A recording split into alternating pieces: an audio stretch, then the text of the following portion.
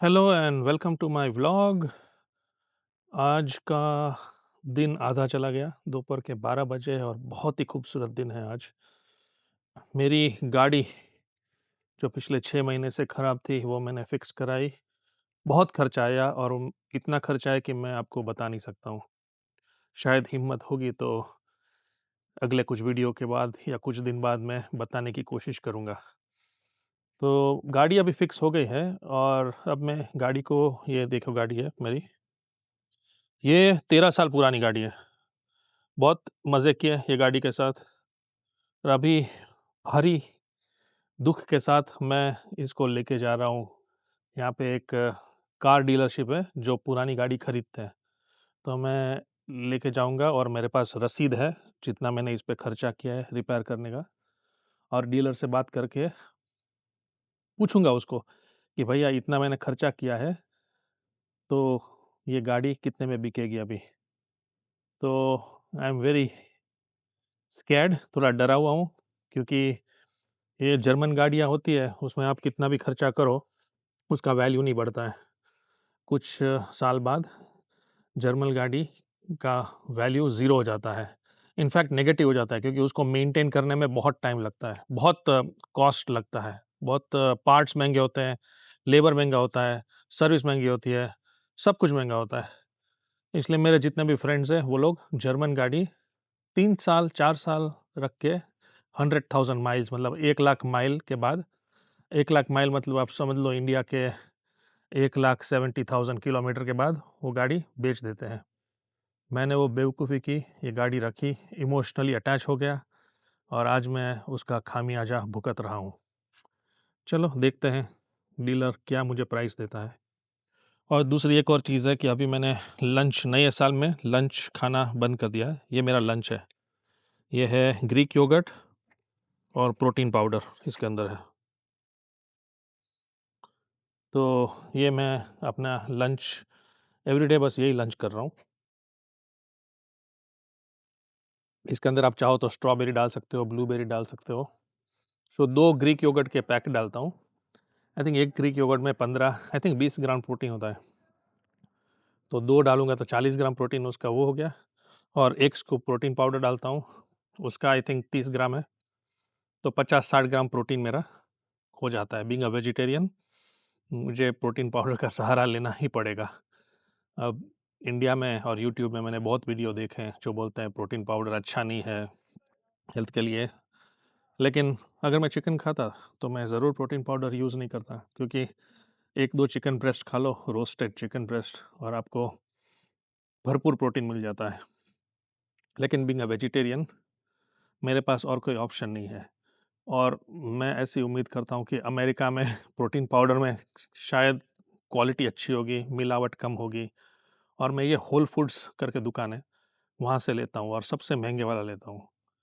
अब प्राइस कितनी है वो मैं अगले वीडियो में बताऊँगा, क्योंकि मुझे मेमोरी में याद नहीं है। लेकिन बेस्ट प्रोटीन पाउडर यूज़ करो। और ये, हाँ, एक और चीज़ है, ये प्लांट बेस्ड प्रोटीन है। मतलब इसमें वे प्रोटीन नहीं है, जो दूध में से निकलता है ना प्रोटीन, वो नहीं है। पूरा प्लांट बेस्ड प्रोटीन है, चॉकलेट फ्लेवर है, और 2 ग्रीक योगर्ट डाल दो, इतना ब्लूबेरी, स्ट्रॉबेरी, रास्पबेरी, कोई भी बेरी डाल दो। फिर इसके अंदर 1 चम्मच चिया सीड, 1 चम्मच फ्लैक्स सीड, वो डाल दो और मिक्सर में घुमा दो। इतना सारा बर्फ़ डाल दो और पीते रहो। तो लंच मेरा यही रहेगा अगले 3 महीने तक, एंड देखते हैं वेट में कुछ फ़र्क पड़ता है या नहीं। तो मेरे दोस्त ने एक जगह का नाम दिया था, जहाँ पे वो लोग पुरानी गाड़ी लेते हैं और बेचते भी हैं।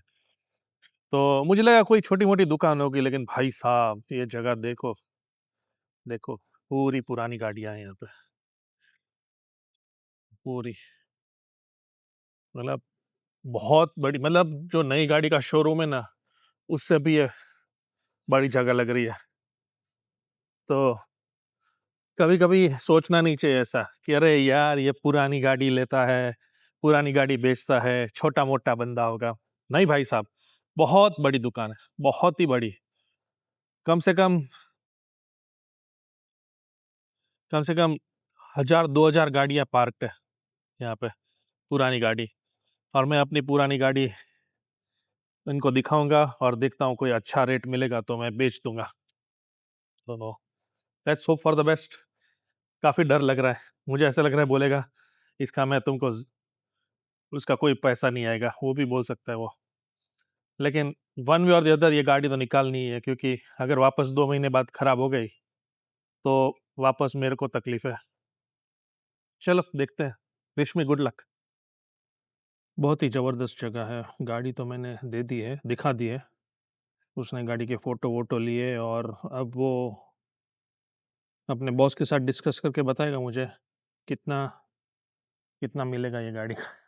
पता नहीं, जो भी मिले, अभी तो इसको रीड ऑफ कर देनी है, गाड़ी रखनी नहीं है। बहुत हो गया, पुरानी लेसन लर्न है भाई, पुरानी गाड़ी मत रखो। इंडिया में बात अलग है, इंडिया में आपको लोकल मैकेनिक मिल जाते हैं, यहाँ पे बहुत एक्सपेंसिव है, बहुत ज़्यादा एक्सपेंसिव। मेरे कोई फ्रेंड्स के पास इतनी पुरानी गाड़ी नहीं है, सब लोग 3-4 साल रखते हैं और फिर गाड़ी बदल देते हैं।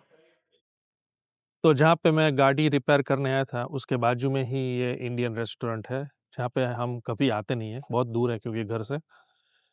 तो वैसे मैं लंच स्किप करने वाला था, मतलब अभी लेट लंच हो गया, तो मैं सोच रहा हूँ अर्ली डिनर मान के यहीं पे कर लेता हूँ।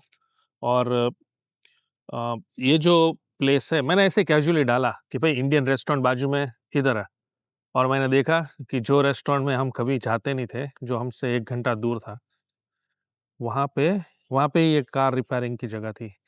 तो मेरा तो काम हो गया, अब मैं आ रहा हूँ। और आप रेस्टोरेंट का नाम देख अब आप सोच रहे होंगे कि यार क्या इंडियन रेस्टोरेंट तो सब जगह होती है, इसमें क्या खास है? लेकिन अब नाम देखो रेस्टोरेंट का, शिवम काठियावाड़ी। मतलब ये गुजरात में एक एरिया है काठियावाड़ करके, वहाँ जहाँ पे जामनगर, राजकोट है, वो एरिया को काठियावाड़ बोलते हैं।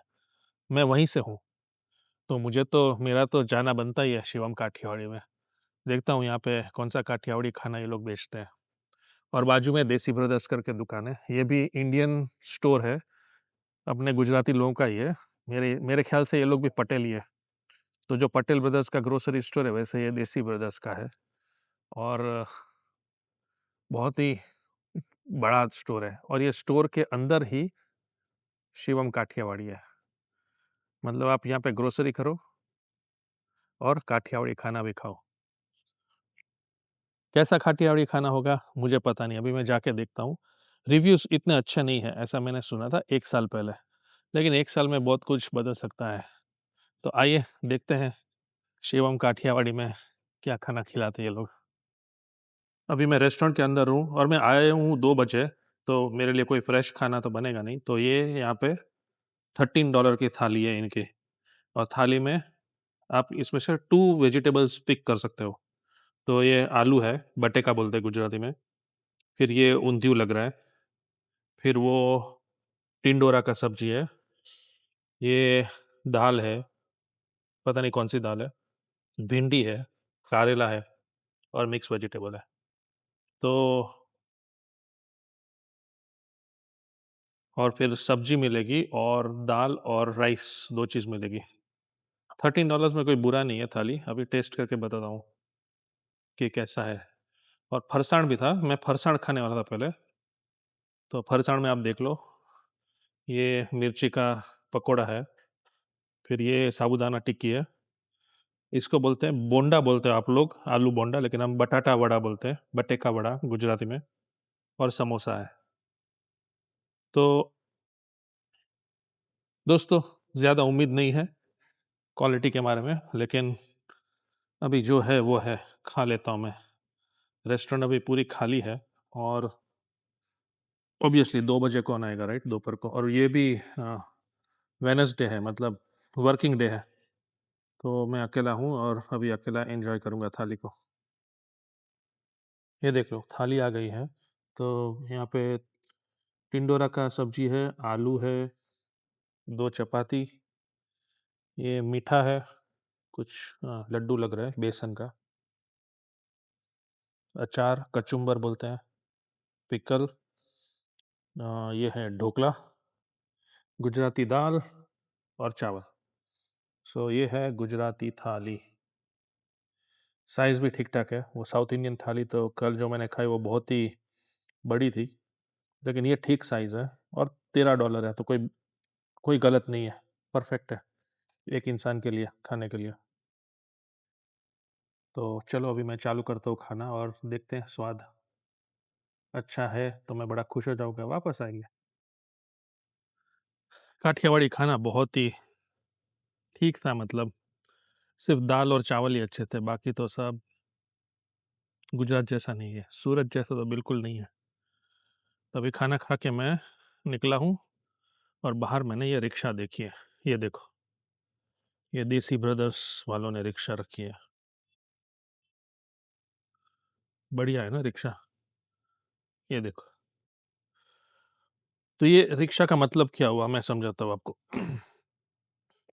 ये रिक्शा का मतलब ये हुआ कि जो भी लोग अमेरिका में आके मिलियनर बनते हैं, वो सब लोग ऐसी रिक्शा में बचपन में इंडिया में जाते थे। तो आप अंदाज़ा लगाइए अमेरिका कितना महान देश है, राइट? कि आप बचपन में, मुझे भी याद है, मैं ये रिक्शा अफ़ोर्ड कर सकता था मुश्किल से। ₹20, ओह माय गॉड! ₹20 रिक्शा का भाड़ा बहुत होता था, राइट? और मुझे याद है हम सोचते भी थे, बिल्कुल सोचते थे, आप लोग भी सोच रहे होंगे कि ₹20 रिक्शा का देना है या रेलवे स्टेशन चल के जाना है, राइट? पैर में दर्द है तो रिक्शा लो, हॉस्पिटल जाना है तो रिक्शा लो, वरना खुद चलो, राइट? चलते-चलते आधे घंटे में पहुँच जाओगे। और मुझे याद है हमारे गाँव में एक परिवार था जो हर रोज़ रिक्शा में आता था और वो उसको हम रिच बोलते थे। वो ज़माने में गाड़ियाँ भी नहीं थी, एम्बेसडर और फियाट ही थी और सबके पास वो गाड़ियाँ भी नहीं होती थी। बहुत कुछ-कुछ कॉन्ट्रैक्टर्स वग़ैरह रहेंगे, उनके पास वो गाड़ी होती थी।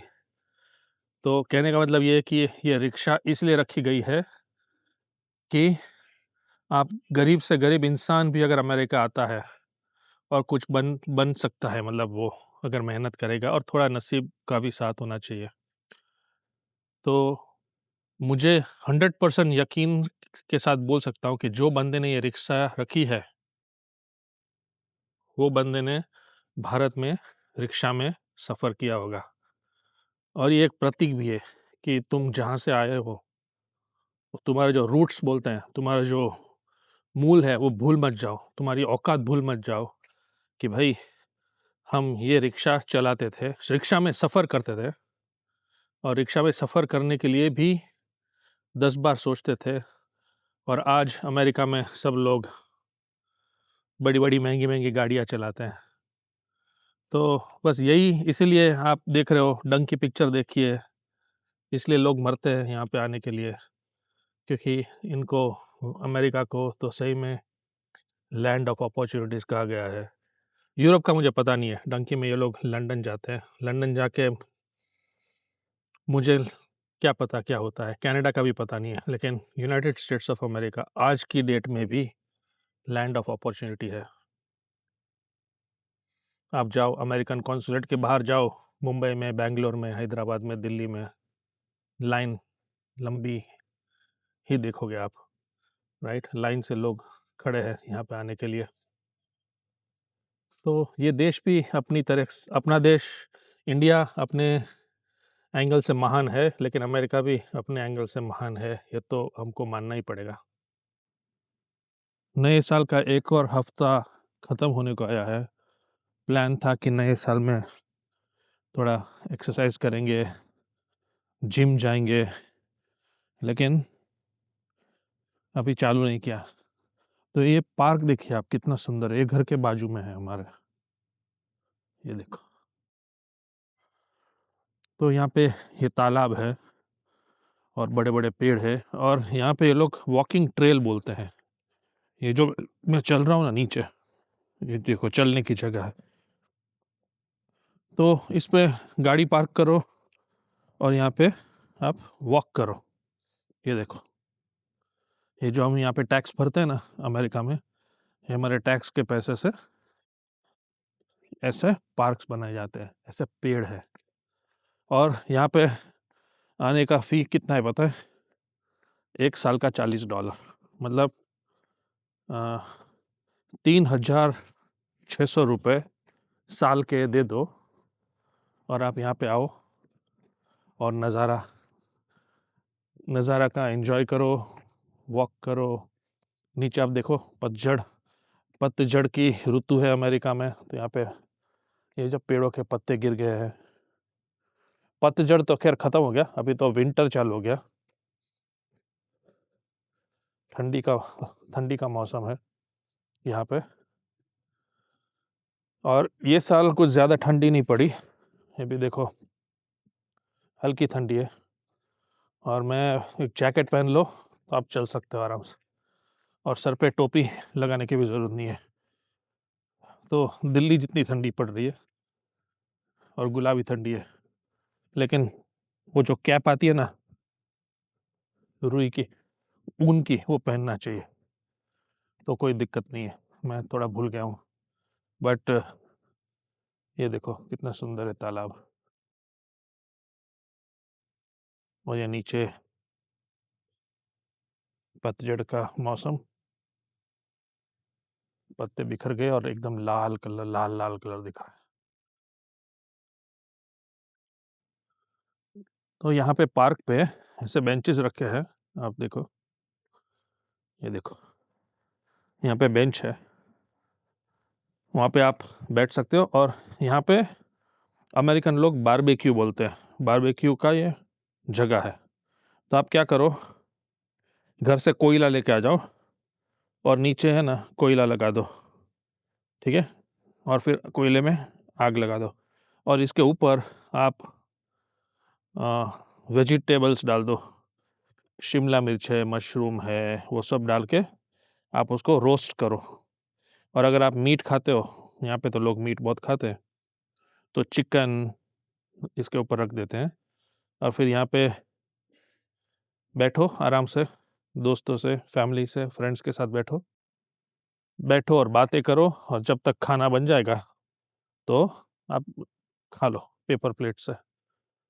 तो हमारे 3-4 फ्रेंड्स हैं, सोच रहे हैं कि वो भुट्टा आता है और मशरूम्स है, वेजिटेबल्स है, वो सब यहाँ पे लेके आएंगे, थोड़ा सेकेंगे, थर्मस में चाय लेके आएंगे घर से, पेपर प्लेट लेके आएंगे और ब्रेड लेके आएंगे, और यहाँ बैठ के आराम से खाना बनाओ और खाओ। नेचर में खाने का मज़ा ही कुछ और है।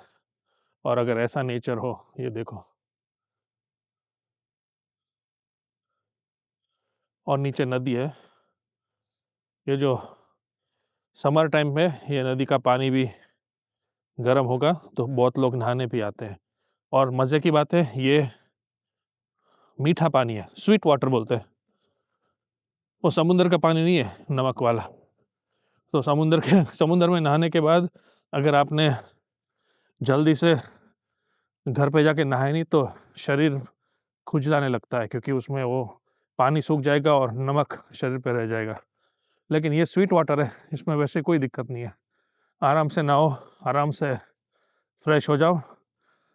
काफ़ी लोग अपने बच्चों को लेके आते हैं और यहीं नहलाते हैं, तो बहुत ही मस्त जगह है और घर से बहुत नज़दीक है। तो ये साल प्लान है कि ये जगह का ज़्यादा से ज़्यादा इस्तेमाल किया जाए।